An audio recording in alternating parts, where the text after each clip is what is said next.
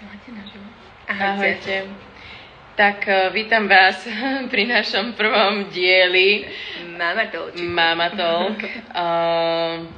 Čo nás inšpirovalo hlavne bolo to, že pri tých našich 5 deťoch a tomto našom projekte a tom, že sme stále v nejakých rodinách, si uvedomujeme, aké môže byť často nedelie rôznorodé. Tým by som začala. Teraz som nevedela, či si mi nechala priestor, že či sa vám k tomu pripovedala, alebo že či máš nejakú áno, a dneska sme si dali takú témičku, dali sme si tému dojčenie. Pretože presne ako si povedala, my sme to každá mali úplne inak. A chceli sme tak trošku, aby ste aj vy vedeli, že niektoré veci na Instagrame nie sú možno, že úplne vždycky tak a my sme sa rozhodli, že budeme do tohto profilu priznávať, lebo to je podľa mňa správne slovo.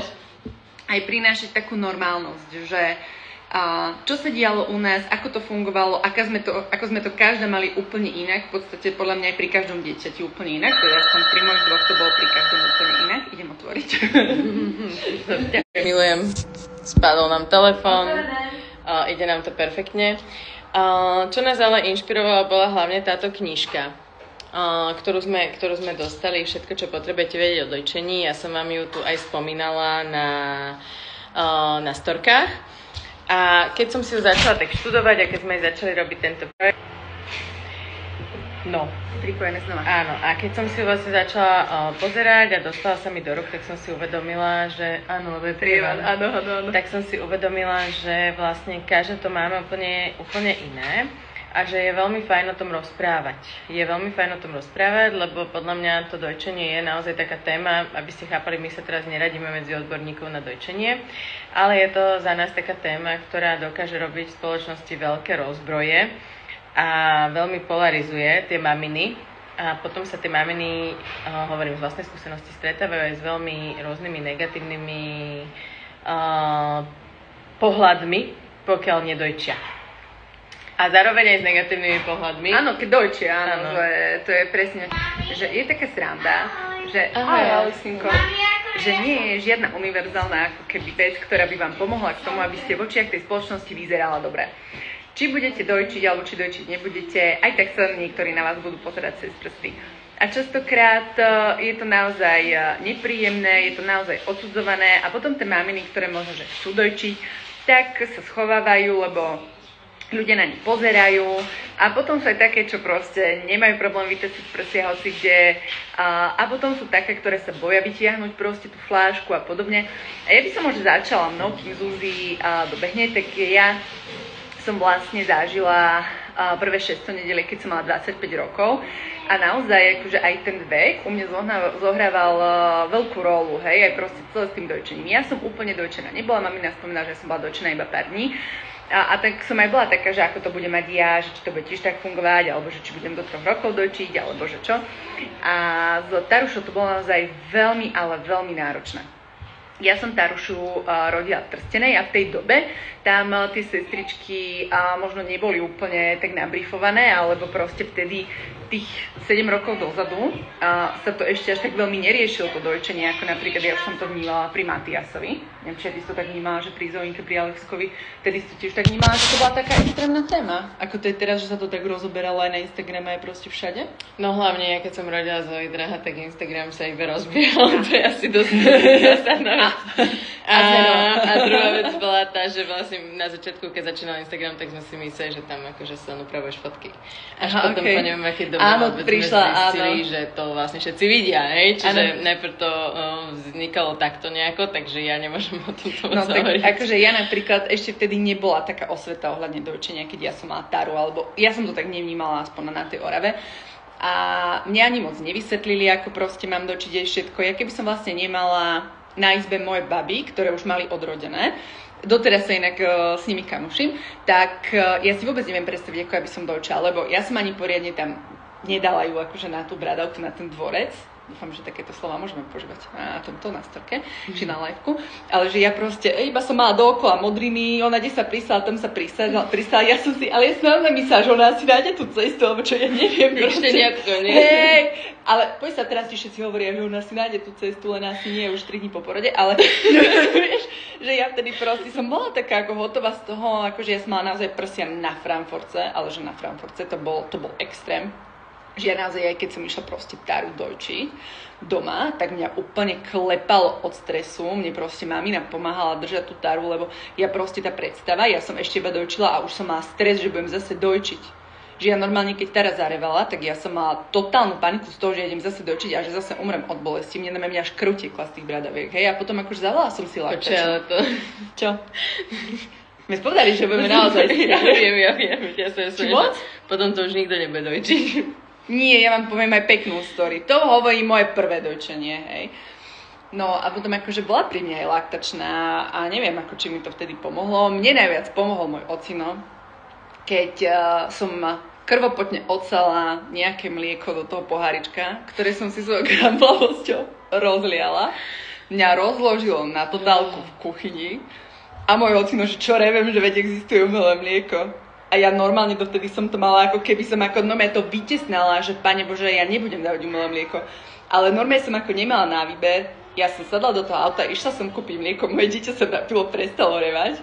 A zrazu mi došlo, že to vôbec nemusí byť také strašné, hej, že ja som proste Tara, my sme si to tak ako odžili strašným spôsobom a potom vlastne, ale Taru, že v konečnom dôsledku sme sa naučili dojčiť po 4 mesiacoch. Trvalo to 4 mesiace, kým sme sa akože proste takto dostali.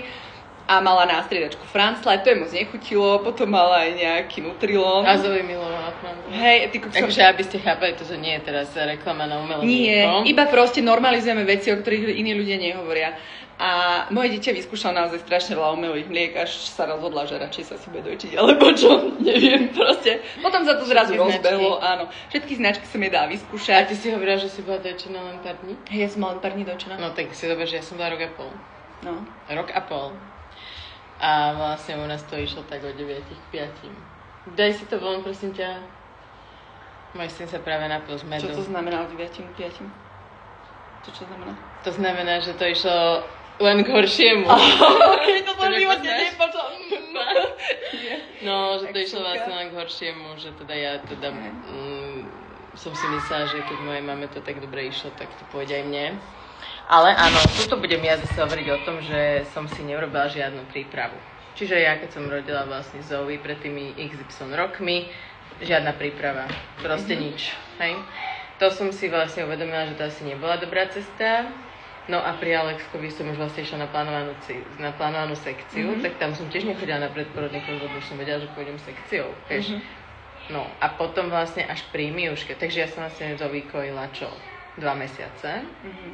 Možno. Tam som si zavolala laktačnú, vlastne ma zvozila, cumel, toto, potom už mám kojiť cievkou. Teda, aj my sme to skúšali cievkovať. My natáčame videjko. Aj my sme skúšali cievkovať, bola to pre mňa strašná morda. Musím povedať, že pre mňa to bolo veľmi náročné, celý ten proces. Takže toto som skúšala a to som nedávala. Potom vlastne tumor je zlý, toto je zle, všetko vlastne bolo zle, čiže to som už keď som bola v depresii, keď som ešte vo väčšej. Čiže to bola depresia na 3. už, ani nie, že na 2. No a potom som sa na to vykašľala a boli sme na umelom. A to, čo som presne chcela povedať, bolo to, že potom nám začali tie čudné pohľady, vieš, keď som išla kočikovať. A teda všetky víťa, že si sa nevystredla, vieš, všetky vytasili prsia, ja som vytasila fľašu, vieš. A teraz proste všetci na mňa pozerali a teraz si videla, že ale vieš, že to je zelené zahubiť svoje dieťa, alebo ty si dala proste... Ale to je presne to, čo som vravela, že ty ani keď dáš fľašu, ani keď dáš proste prso, tak nikoho ako nevyhovieš, lebo napríklad aj keď som dojčila, tak na mňa ľudia pozerali ako, čo sa ukazuješ, vieš, že ako ty, čo sa predvádzaš a to je taká proste sranda, vieš, že podľa mňa sú ľudia, ktorým je úplne jedno, čo budeš robiť. Ty to budeš robiť a bude to proste zlé. No, ale vlastne toto bola tá prvá vec, hej. No lenže potom už ja už som si na to zvykla, vieš. A tým, že ja som to hovorila presne aj v storkách, že ja som bola strašne, aj som, ale už trošku sa snažím, režimový človek, systémový. A ja proste nevedieť, koľko to dieťa vypilo. Či je vlastne najedené, či nie je najedené, či vlastne teraz plače, lebo je hladné, alebo plače, lebo chce spať. Alebo, hej? Vieš čo, prepáč, ja môžem ti do toho skočiť, ale vieš čo je sranda, že podľa mňa nám sa takéto veci diali, aj toto, čo ty máš, Pretože my sme neboli úplne tak napojené na tie deti. Že ja napríklad teraz, keď chodím do tých rodín a ja vnímam, že maminky majú ten priestor byť napojené na to bábätko, tak oni naozaj ja som nebola hlavne napojená ani na seba. Áno, ale vieš, ja to teraz vnímam, že aj ja proste pri tej Tare to bolo úplne iné. Už pri mi už mám taký pocit, že to bolo, na mi už som sa vedela napojiť veľmi rýchlo, čo je. Ale ja napríklad aj teraz, keď som pri tých bábätkách a tie maminky, oni majú ten priestor, že nemusia proste riešiť celé to mešoky dookola, tak oni pozerajú na to bábätko a oni, že dobre, toto bude asi toto. A naozaj, že ako 9 z 10 oni trafia, čo tým bábätkam je. Aj presne vieš, že presne, že či sa natopkali, že oni to očekujú. Ale počkej, toto je podľa mňa presne o tom, že ty sa musíš na seba napojiť ako na matku. Najprv ako na matku. No to určite. Do tej roli, hej? Ale keď si prvorodička a teraz vlastne, ja teda som mala tam tie nevery a sračky a také veci, kde som sa mohla na seba napojiť ako matka. Však ja som mala 22 rokov, to bola prvá vec. Druhá vec, som nemala vlastne pokoj a pohodlie. Tretia vec, som riešila veci, ktoré nechceš riešiť ani v štandardnom vzťahu. Je to proste pár týždňov po porode. A potom ako keby vypočuj to dieťa, vieš, vnímaj to, hej, veď ja som, môjim cieľom bol hlavne, aby boli zabezpečené tie potreby, lebo vlastne nič iné ako keby sa nedalo v tej chvíli robiť, vieš.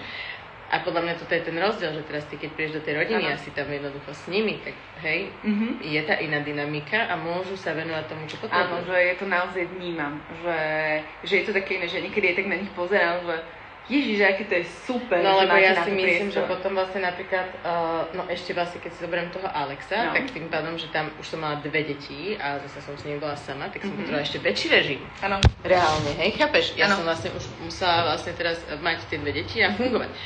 Čiže tam aj keď som skúšala ho vlastne dojčiť, tak znovu tam prišiel ten stres. Tam znovu prišlo to, že či bude najedený, nebude najedený, čo potom, ako to nastaviť a toto. A pritom, naozaj ja musím povedať, že u mňa to bolo také, že odkedy mal potom to umelé mlieko, on bol jak hodinky, každé 3 hodiny. Ale ja si ho pamätám. Pamätáš? On láhol a spinkal.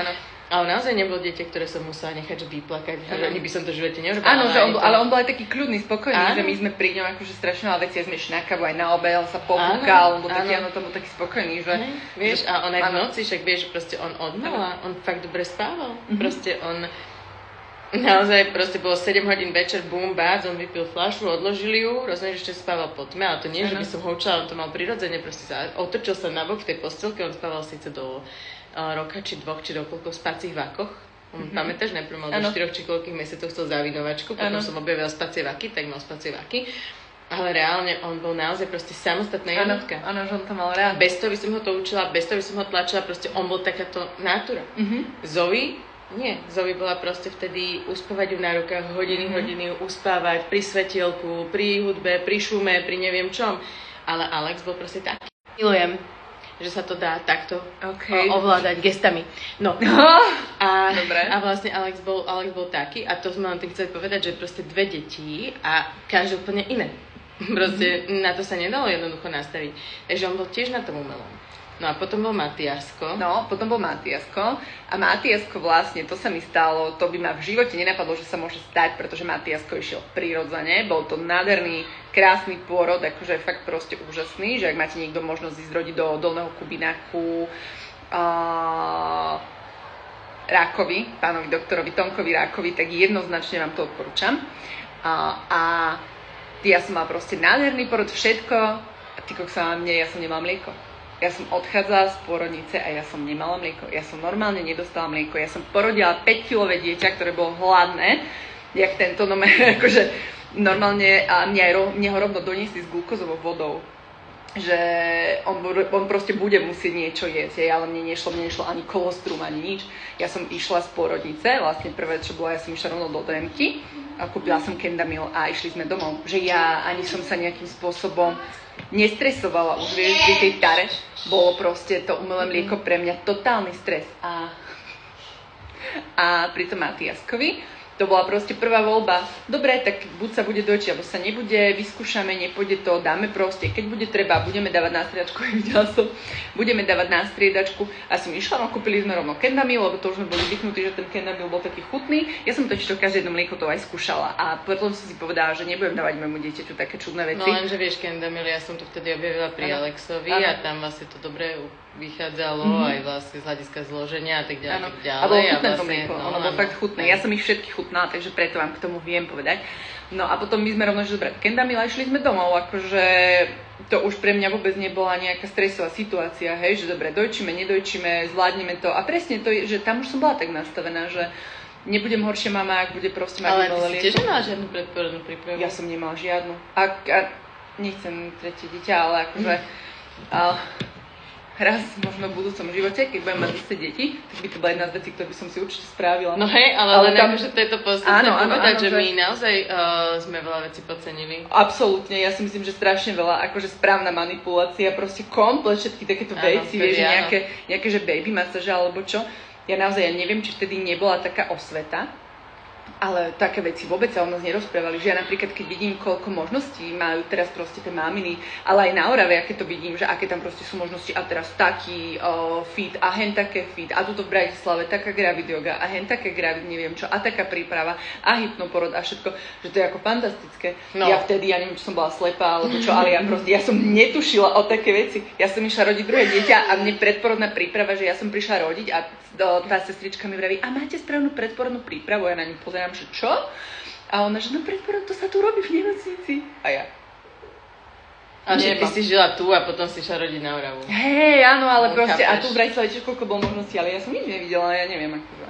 A Matias ide mať 5. No veď hej, ja som vlastne to vyriešila tak, že som išla no nie, že ja som to vyriešila, tak lekári to vyriešili, takže som išla na cisárák. Áno, ešte iba čo by som dopovedala, a Matias nakoniec sme sa plne dojčili, že ja som napríklad... Ste sa, Milan. Áno, sme sa, my dvaja sme sa spolu. Ja a on. My sme toto boli vždy úplne rozdelené podľa mňa, lebo ty si mala vždy toto množné číslo. Ja nikdy som a ja doteraz to používam aj v našom láskovom 6. nedeli a maminky to ukľudňuje. Keď super. Maminkám povieš v množnom čísle, oni sa necítia, že sú na to samé. Ja im poviem, my spolu všetko, my spolu ideme, spolu prebalíme. Ja nevadí, že ja prebalujem, ale proste je to super. Akože naozaj som si všimla, že to pôsobí veľmi ukľudňujúco. Takže ja možno samu seba som tak ukľudňovala, že som rozprávala o sebe ako schizofrenik, vieš. Ja a moje ďalšie lávy. Ja a moja malá Laura. Áno. Ja ako žena, ja ako matka, vieš, koľko nás bolo. To furt sa čo si pilo. No. Blíženie sa, tak tam by bolo ešte tam, áno. Portfólio osobnosti môžete si vybrať. A, my všetky. Áno. Takže my sme sa plne dojčili. Matiasko. A ja vlastne som Matiasko odstavila z dojčenia. Neviem, čo budeme rozberať aj túto tému, ako to dneska budeme stíhať odstavovanie, ale to už dneska nestieme, to si môže povieme niekedy na budúce, že naše story a prečo to možno, že chceme, aby by ste mohli mať inak. Tak ja som vlastne Matiasa odstavila kvôli tomu, že on bol brutálny požitkár.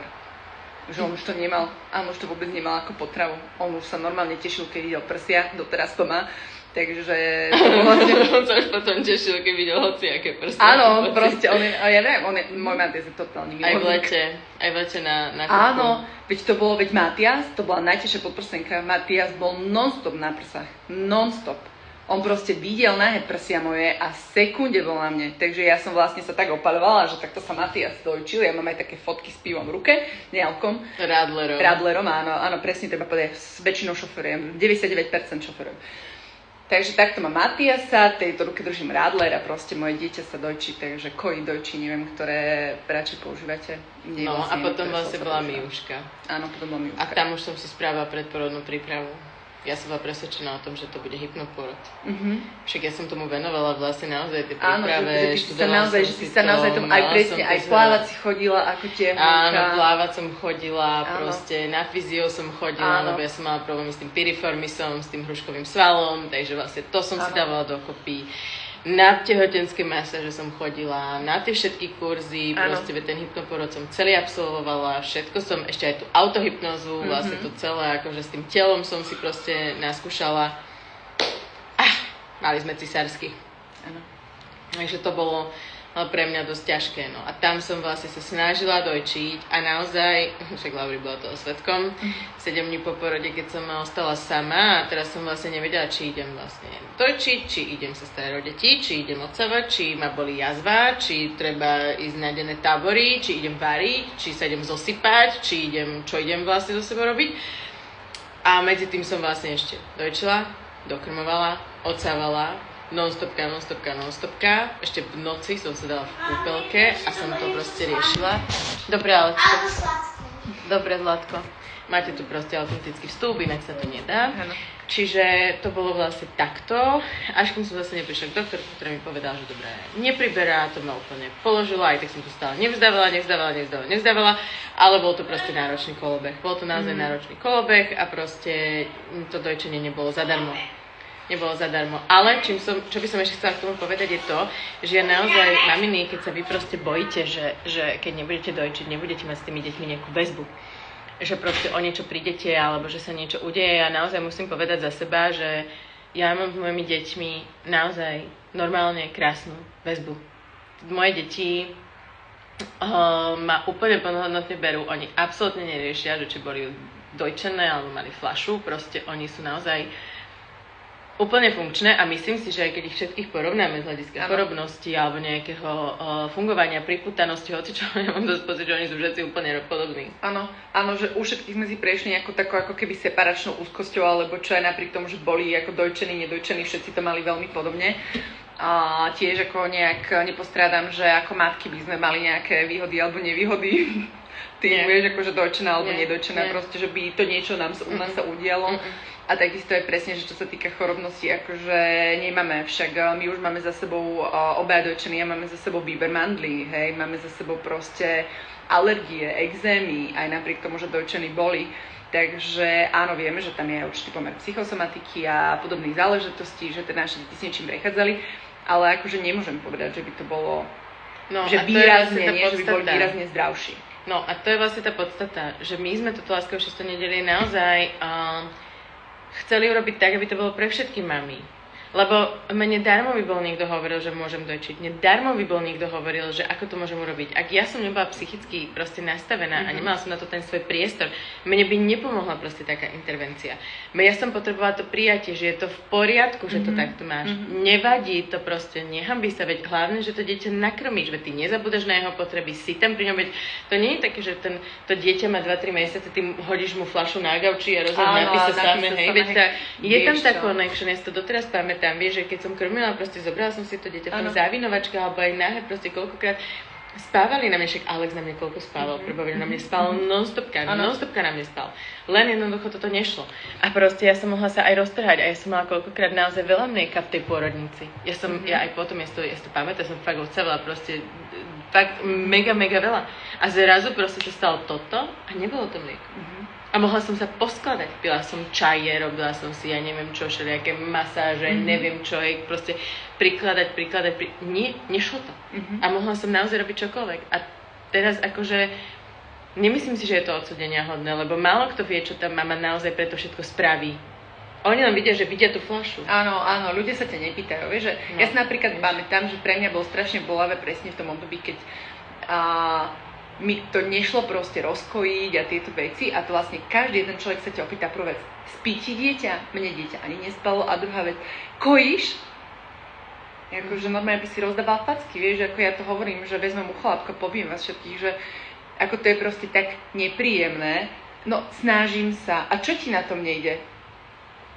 Ja neviem, čo mi na tom nejde a to je proste ten moment, kde naozaj mamina po porode tých brutálskych hormónoch, kde sa necíti možno, že úplne atraktívna. Prešla si za sebou proste, akože ten porod je brutálny prerod bolestivý, akože, ale aj po fyzickej, psychickej stránke, aj po emočnej, po každej jednej, keď niekto príde a toto proste ti hovorí, hej, že ako ešte stále tie staršie generácie majú proste tieto, že raz ja si pamätám, mne si, že nepýtali, mňa sa nikto neopýtal, ako v pohode, iba všetci, ťažký pôrod, lebo videli veľké dieťa, aj ťažký pôrod a dojčíš a kojíš a spí ti v noci.